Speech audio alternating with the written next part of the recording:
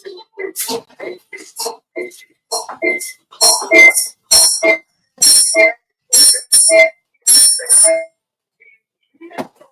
the News Center of the Renaissance Communications Incorporated, a blessing. Good evening. Welcome to News Desk for the 5 minutes of news from the News and Current Affairs Department here at the Renaissance Communications Incorporated. We transmit from Dupont Road, Painesville, outside the nation's capital, Monrovia. Today is Thursday, May 28th, 2026. My name is Johnson Gbarntolmah presenting in the headlines following discussions during a cabinet meeting. President Joseph Walker raised his concern over the growing number of undocumented Burkinabe nationals residing in Liberia. House of Representatives to review a 57 million financing agreement between Liberia and the International Development Association, says five committees. Liberia's Special Economic Zones Authority announces ambitious plans for five economic or major economic zones across the country, urges the media to lead public awareness efforts as Liberia pushes to attract investment and create thousands of jobs away from Liberia. 16 children killed in Kenya's school fire. These plus many more, the reading of the news bulletin sports are all packaged on today's edition of the program News Desk. We'll take a break to be back.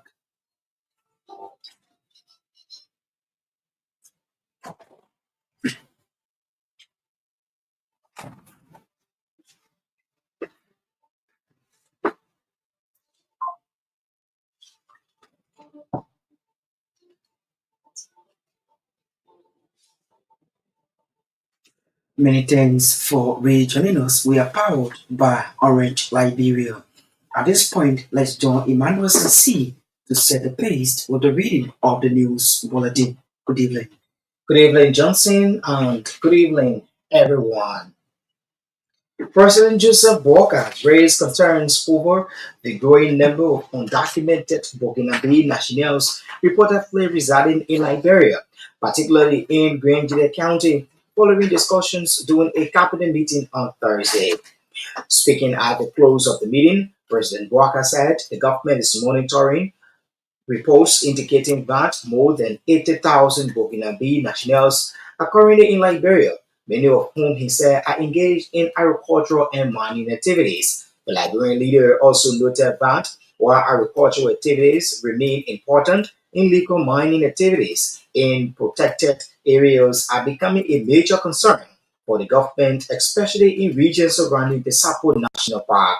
President Walker warned that continued mining and farming activities in reserved forest areas could negatively affect Liberia's tourism sector and agricultural export, particularly as international partners, including the European Union, continue to demand stricter environmental protection and traceability requirements. Among other issues, the president emphasized that his administration remains focused on job creation, improved service delivery, and the welfare of the Liberian people while addressing national security and immigration concerns. In another development, President Joseph Walker has assured Liberians that the government remains on high alert over growing public health concerns in the region, particularly reports of Ebola outbreaks in neighboring countries. Speaking at the close of a cabinet meeting, President Walker said the Ministry of Health has been invited to brief the government on the country's preparedness and response measures in the event of a possible outbreak. The president noted that the national security authorities have also briefed the government on precautionary measures already being implemented, including increased public health awareness and safety practices aimed at reducing the spread of infectious diseases. Meanwhile, President Walker described illegal mining activities as one of the government's biggest current challenges, particularly involving foreign nationals entering Liberia from neighboring countries with mining equipment. According to him, while some miners may be operating legally, others continue to violate Liberia's mining regulations and environmental laws. The House of Representatives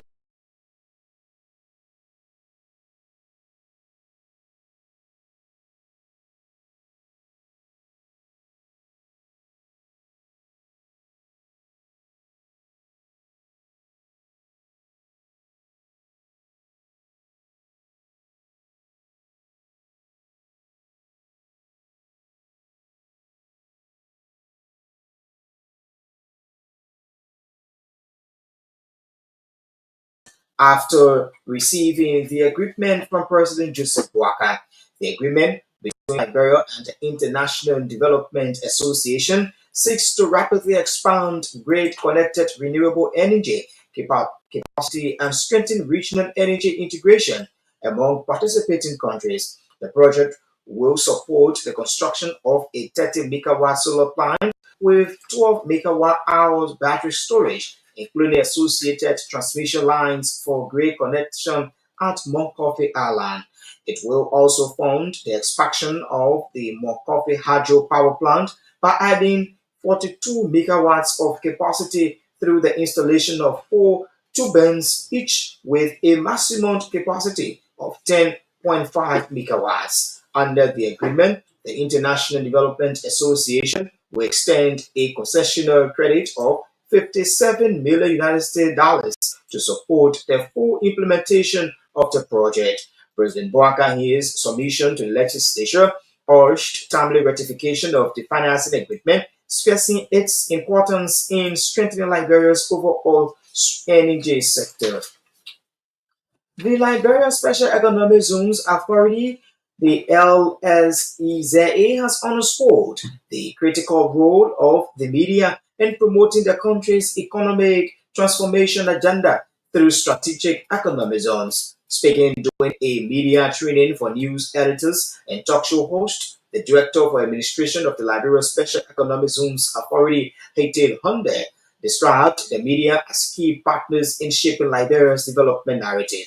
Madam Hunter said Liberia possesses vast economic potential due to its rich natural resources, strategic location along the West African coast, and resilient population, but noted that the country has struggled over the years to fully maximize those advantages. According to her, the establishment of the Liberia Special Economic Zones Authority is intended to drive industrialization, attract investment, create jobs, and expand trade opportunities across the country.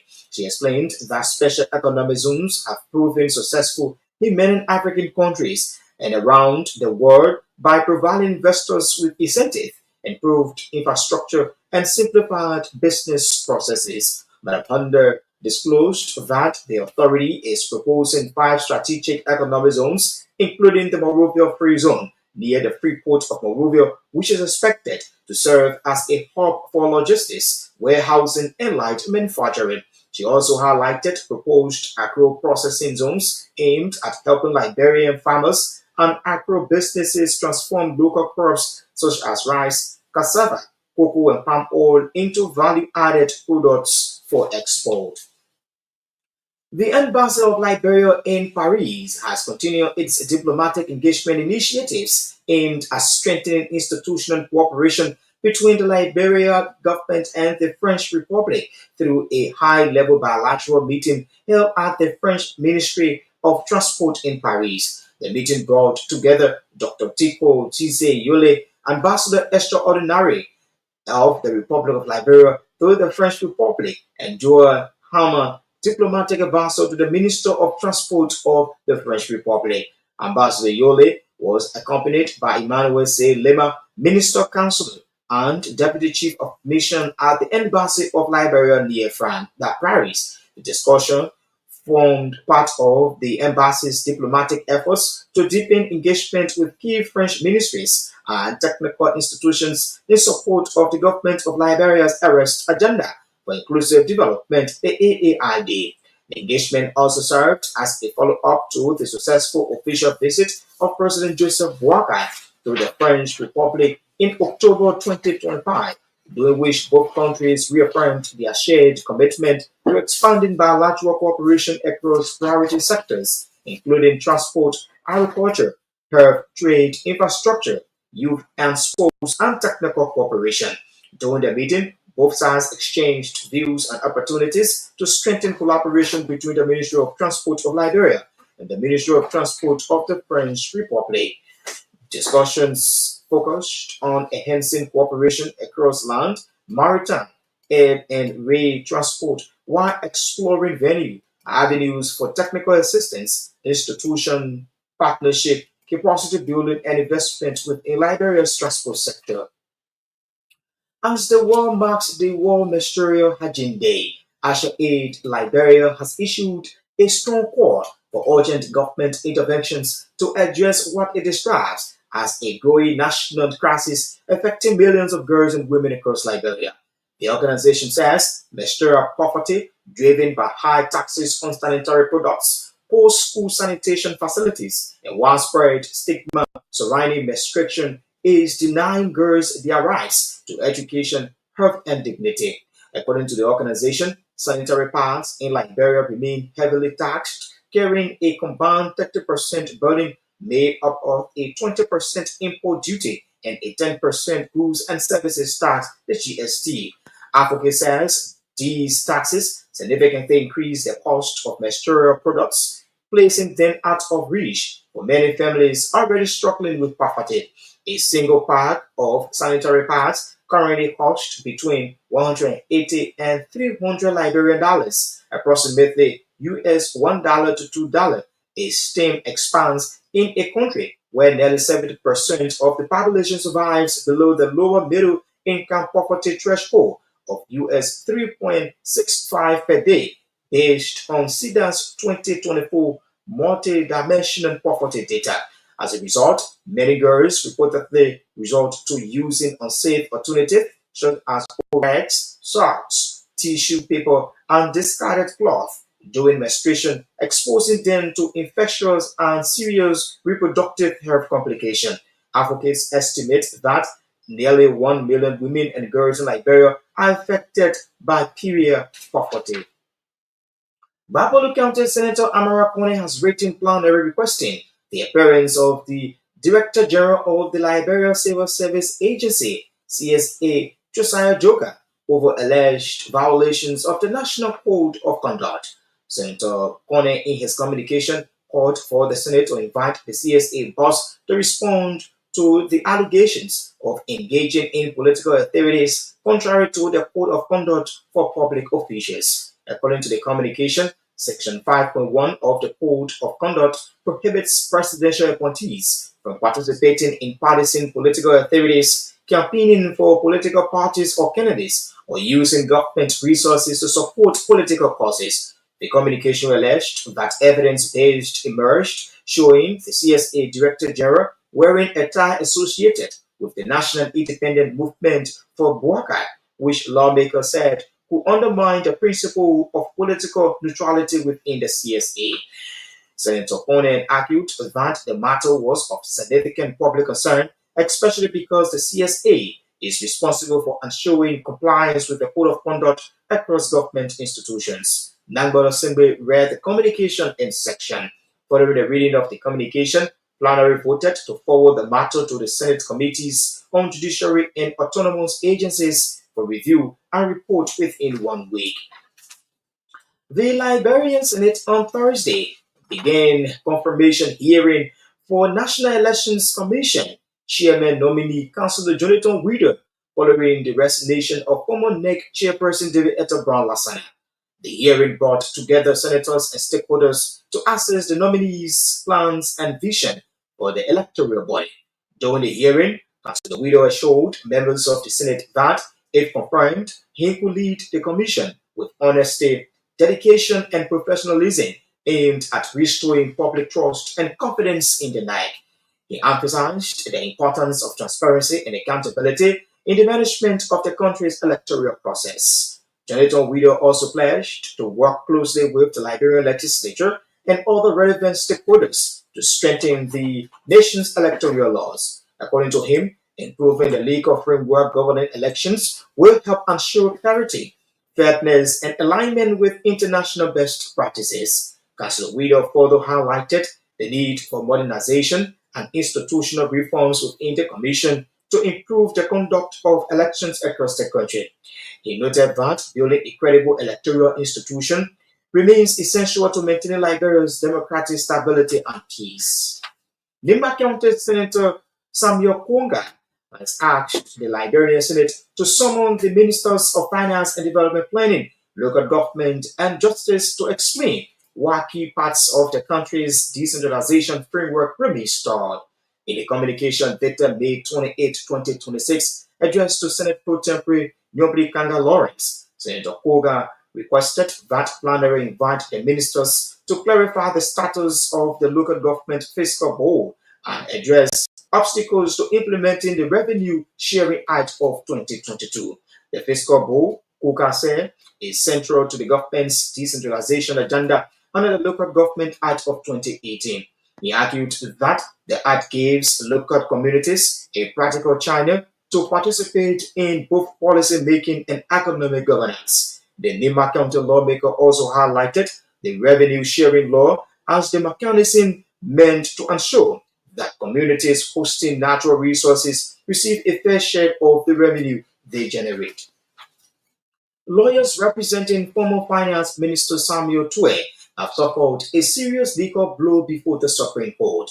Twe's legal team application to the High Court was seeking to prevent criminal court C, presiding Judge Usman Baker, from investigating allegations of jury misconduct or tampering in the just ended $6.2 million United States dollars corruption case, which led to Samuel Twe and Moses Kopo Equanta verdict on May 8, 2026. Associate Justice Yusuf Kaba Thursday informed defense and prosecuting lawyers that he will allow Judge Faker to investigate claims made by 3 of the 15-men panel jurors regarding jurors' misconduct or tampering.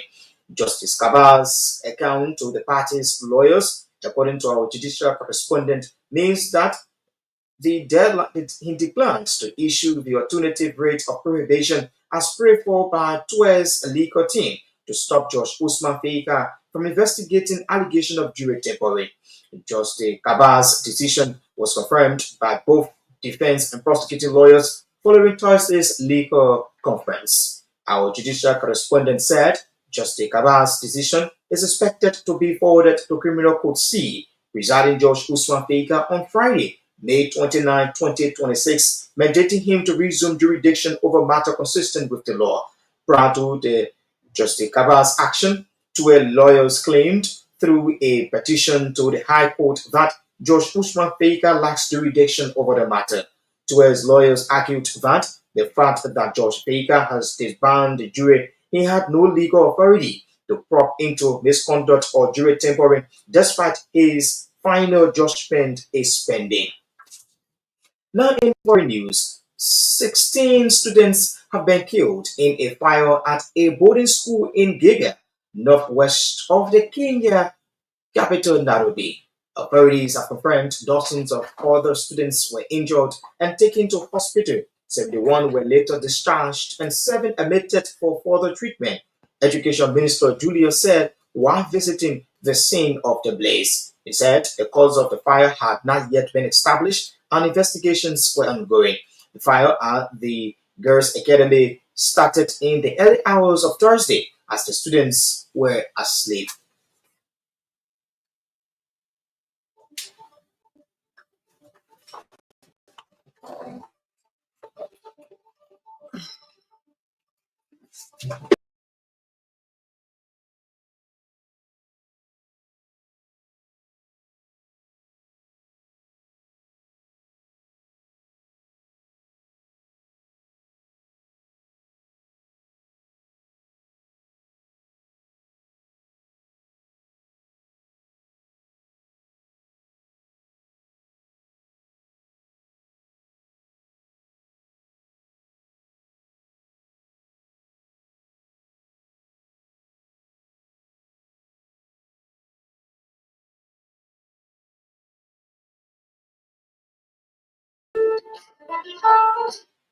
Emmanuel and the news bulletin is a regular feature here on News Desk. If you're just joining us, this is News Desk for the 5 minutes of news from the News and Current Affairs Department here at the Renaissance Communications Incorporated.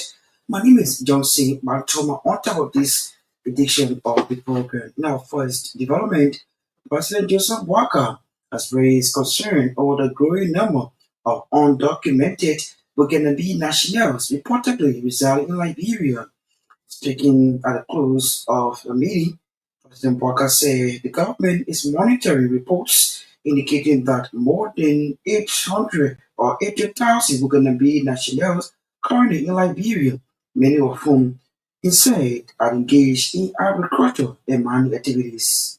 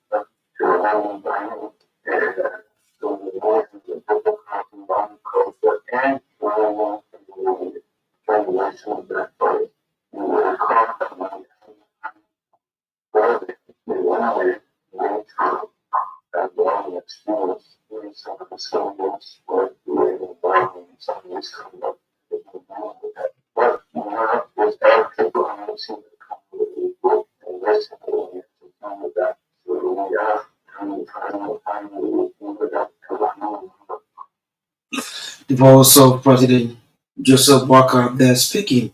The Liberian Senate on Thursday began confirmation hearing for National Elections Commission Chairperson that's nominee considered Juanito Widow following the resignation of former chair that's NEC chairperson David Arthur Brown Nassana. The hearing brought together senators and stakeholders assessing the nominees' plans and vision for the electoral body. Our reporter Corey Skaga has a report. Speaking to this confirmation hearing before the Sunday, Councillor Emmanuel explains that the first commission made tax info by later to the Times, a subsequently confirmed by the National Taxation Legislative Assembly. According to him, following the 2005 general election, he was re-nominated by former President Joseph Sensee and confirmed by the Liberal Senate. The disclosure was made in his opening remarks. My people were committed by a later to the former chairman of the Temporal National Constitutional Government of the NPP. The Secretary of Prayer and the National Constitutional Organization of Congress, NPS, following the appointment of the 2005 general election, I was re-nominated as Commissioner of Former President John Himself and confirmed by the National Senate. In 2013, I was again re-nominated as Commissioner of Former President and confirmed by the National Senate. On issue of faculty and transparency, the nominee told senators that Mr. Fame as chairman of the commission, his administration will be guided by integrity, impartiality, independence, transparency, and quantity. Saturday, it has through implementation of the electoral laws, rules, and code of conduct while ensuring equal treatment for all political stakeholders in the country.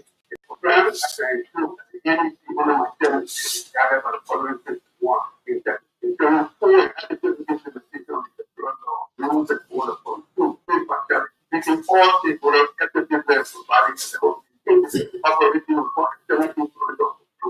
Transparency, maintaining open standard communication with the Secretary of Representation by the Secretary of our collective administration. The enemy also emphasized the need for electoral reform, saying we intend to work closely with the legislature, residents, stakeholders to strengthen the Bureau elections laws and allows with international best practice. The further promised to build quarter relationship with political parties and civil society organizations to create public trust and reduce public contention. Reform of the electoral law. One of the people legislature all relevant stakeholders for safety on the electoral law, including pillars in alignment with their parties. I will work to build further relations with political parties as well as other organizations in order to enhance trust and reduce tension within the political party, building the capacity of the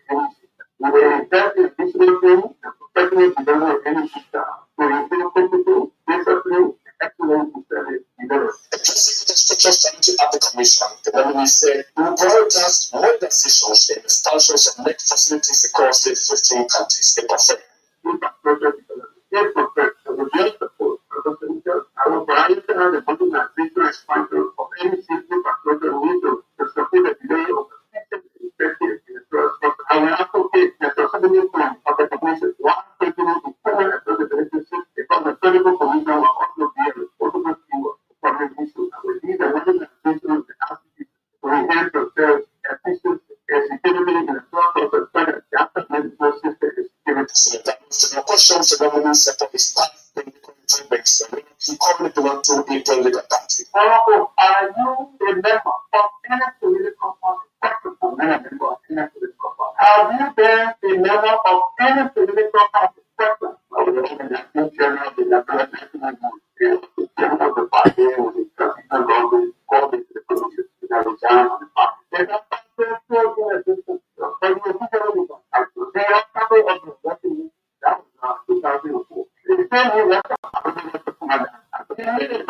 I need to see before you form a also questions the nominee on whether he could strictly uphold provisions of the elections law regarding candidates refusing to obtain the required percentage of votes in presidential selection. The law says any party who votes for the election, especially for the presidential ballot, is not there more than 1 or 2% of the vote. So the law is not allowed to contest when you uphold that law.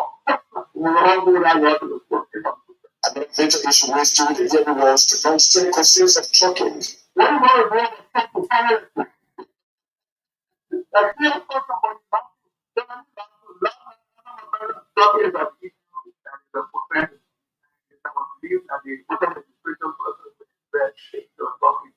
so we intend to use the voter registration process to assess our sensitivity. So that you know how we should have full register when it comes. How will you respond to senators people to vote register? The commission will demand that technically to ensure that those who vote well. So given the details of that, I cannot say here. Thanks to our reporter Coris Kanga for that report. The Liberia Special Economic Zones Authority has underscored the critical role of the media in promoting the country's economic transformation agenda through strategic economic zones. Speaking during a media training for news editors and talk show hosts today, the Director of Administration of the Liberia Special Economic Zones Authority, Hetty Honda, described the media as key partners in shaping Liberia's development agenda.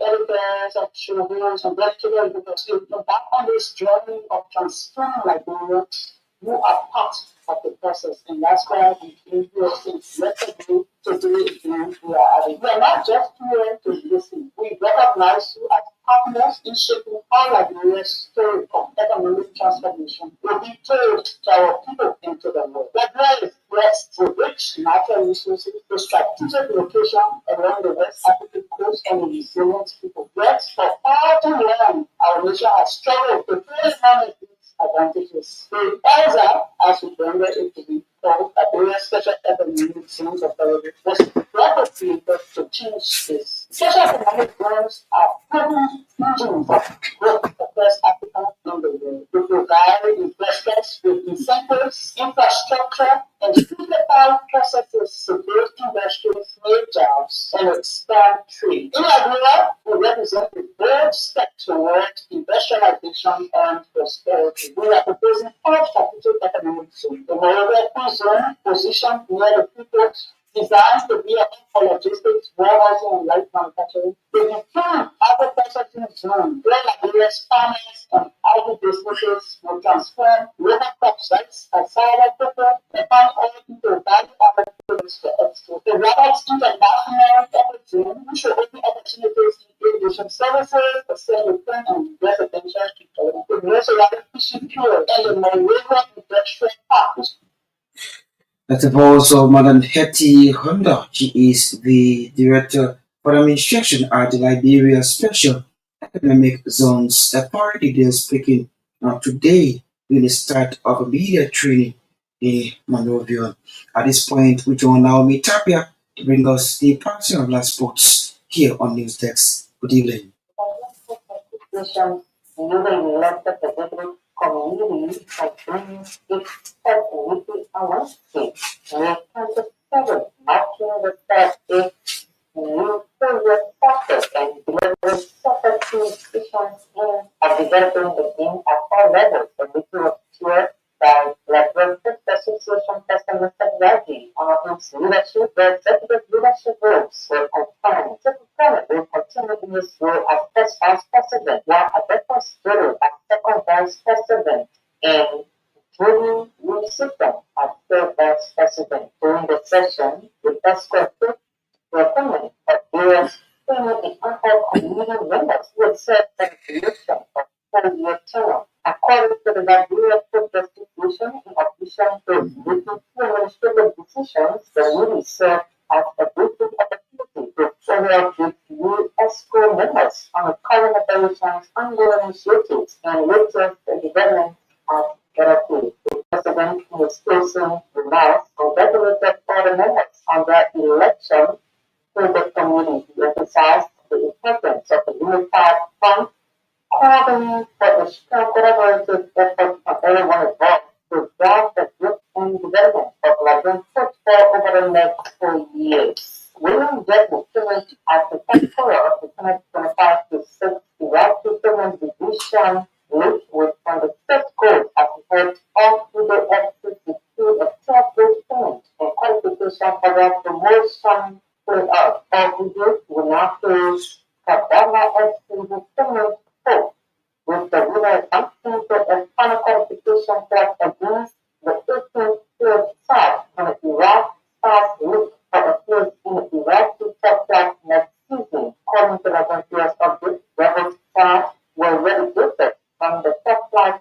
Iraq Stars League last season after finishing second from bottom. Away from Nigeria, the Democratic Republic of the Congo had asked FIFA to refund the cost of 2026 World Cup tickets, but their tenants who are now unable to enter the United States because of Ebola-related travel restrictions. The locals are returning to football's weekend stage for the first time since 1974. There is the public health emergency declared by the World Health Organization on 16 May is threatening to stop supporters from traveling to the US. Officials say there are more than 100 suspected cases of Ebola in Central East Africa and 222 suspected deaths since the outbreak was declared. The vast majority of those cases and fatalities have been in Myean, Congo, and the U.S. Embassy in the capital Kinshasa has suspended visa services. And finally, Twitter must answer questions after allegations of artificially inflating prices and misleading claims over the sale of tickets for the 2026 World Cup. It comes as a tournament as well as New York and New Jersey officially launched an investigation to FIFA's practices. New Jersey and Pennsylvania Jennifer Davenport called the process the conflict of confusion, scarcity, and impossible high prices. She added there will be a current investigation of FIFA's conduct with World Football Governing Body subpoenas to provide information. The subpoena says the party to release certified internal documents or information. Representatives meet against the national New York Antonio Tisha Dean and the New York City Department of Consumer and Worker Protection, ECWP. In particular, FIFA has been asked to explain what tickets have exceeded the prices for any previous World Cup tournament. Fans have reported they were misled about the location of seats, including showing the creation of more expensive and category tickets released after the initial sale. It is also alleged Bureau that two various proposals has allowed FIFA to raise prices for about 90 of the full fixtures, but an average of 34%. The investigation will consider how the ticket release schedule and public statements may have impacted prices. Now, me Tapia in sports, regular feature here on News Desk. Let's bring you more developments. Barapolo County Senator Amara Khan has written Senate plenary requesting the appearance of the Director General of the Civil Service Agency over alleged violations of the National Code of Conduct. Senator Khan is communication called for the Senate to invite CSA boss to respond on allegations of engaging in political activities contrary to the Code of Conduct for public officials. According to the communication, Section 5.1 of the Code of Conduct prohibits presidential appointees from participating in partisan political activities, campaigning for political parties or candidates, or using government resources to support political causes. Senate Secretary is Nangola Singh, reading the communication. Request for plenary to invite Director General of the Civil Service Agency to address alleged violations of the National Code of Conduct. Therefore, the President pro tempore extends respectful compliments and write the request that the plenary of the Nigerian Senate exercise its constitutional oversight by inviting the Director General of the Civil Service Agency CSA to appear before this August body. This question from serious and widely circulated allegations that the Director General has engaged in partisan political activities in violation of the National Code of Conduct for public officials. Part 5, Section 5.1 of the Code of Conduct clearly prohibits all presidential appointees without exception from participating in partisan political activities. The law explicitly forbids presidential appointees from 1. Engaging in political activities or holding leadership positions in political parties. 2. Contesting or canvassing for elected office. 3. Serving on campaign teams for political parties or independent candidates. And 4. Using government resources, including vehicles, fuel, facilities, or other state assets to support political activities. As a presidential appointee, the Director General is fully bound by these provisions. Moreover, the CSA itself recently displayed several for engaging in political activities under the same code of conduct. It is, therefore, deeply concerning that visual evidence has emerged showing the Director General running the political movement t-shirt in support of President Joseph N. Boakai potential 2029 election day. First conduct, if confirmed, constitutes a direct breach of the code of conduct and undermines the principle of political neutrality, which is essential to maintaining public trust in integrity in institutions like the CSA. Given the seriousness of these allegations, we need to uphold the rule of law and respectfully request that the plenary mandates the Director General to appear and provide clarification. The Liberian people deserve assurance that those entrusted with enforcing ethical standards within the civil service are themselves in full compliance with the laws of the Republic of Nigeria. I look forward to the timely consideration of this matter. The voice of Senate Secretary Nangbalo Singh, the reading communication from Bapolo County Senator Amar Khan. Following the reading of the communication, plenary voted to forward the matter to the Senate committees on judiciary and autonomous agencies for review and report within 1 week. Reading or speaking in line with the Senate rule, according to our Senate reporter, Senator Khan was given the opportunity to provide detailed information over the CSA boss. I'm happy that plenary has accepted it ready to move forward with this. This issue has to do with application of the law for the law. It is a matter of great concern because civil servants have been fired over the last 2 years for participating in political activity. The Director General used the civil service code of conduct as the guidelines for his decision. This matter, there's video evidence, there's photographic evidence of this civil service Director General's attendance at a political rally. This is not about Nimbo, the Deputy Speaker that put on a political masterpiece and we congratulate him for that. This is about the law. It's not personal. It's our law. And it's our responsibility to make sure that the law is protected. The voice of Senator Amar Khan, he is Bapolo County Senator there speaking. The Opposition Congress of Democratic Change, Lofa County Chapter, has issued a one-week ultimatum to former CDC county officials to return all property that's party properties in their possession. CDC Lofa County Chapter is also rejecting claims made by Lofa County Representative Thomas Fowler that the county has become a no-go zone for the party. Speaking Thursday during a major press conference in Gbarntolmah, the chairman of the Congress for Democratic Change Coordinators Council and the CDC District 4 Coordinator Francis Wowo warned that legal action could be taken against anyone who fails to comply with the mandate.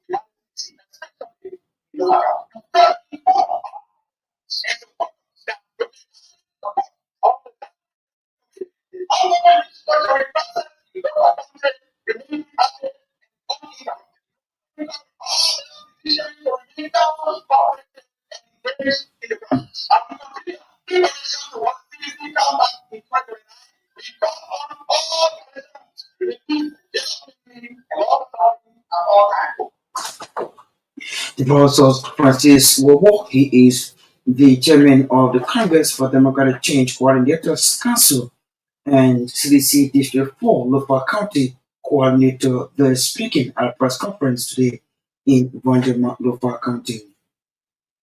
The acting chairperson of the Governance Commission says no nation can achieve economic transformation when majority of its citizens remain consumers rather than producers. Professor Alaric Toba said local content is not simply about procurement references, but about economic justice, national empowerment, and the creation of system that intentionally reflect commitment to shaping the policy that is inclusive, realistic, and transformative.